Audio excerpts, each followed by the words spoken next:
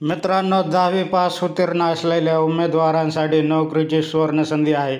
10वी पास असलेल्या उमेदवारांसाठी भरतीची जाहिरात प्रसिद्ध झाली आहे.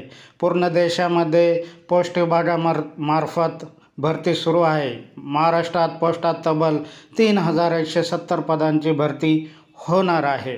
मित्रांनो, 10वी पास उत्तीर्ण असलेले उमेदवार यासाठी अर्ज करू शकणार आहेत. भारतीय पोस्ट विभागामध्ये ही भरती निघाली आहे. महाराष्ट्रामध्ये 3,170 रिक्त पदांसाठी ही भरती होणार आहे. टपाल सेवक पदाच्या या जागा आहेत. अर्ज करण्याची शेवटची तारीख 5 ऑगस्ट 2024 आहे. ऑनलाईन पद्धतीने अर्ज करावे लागणार आहेत.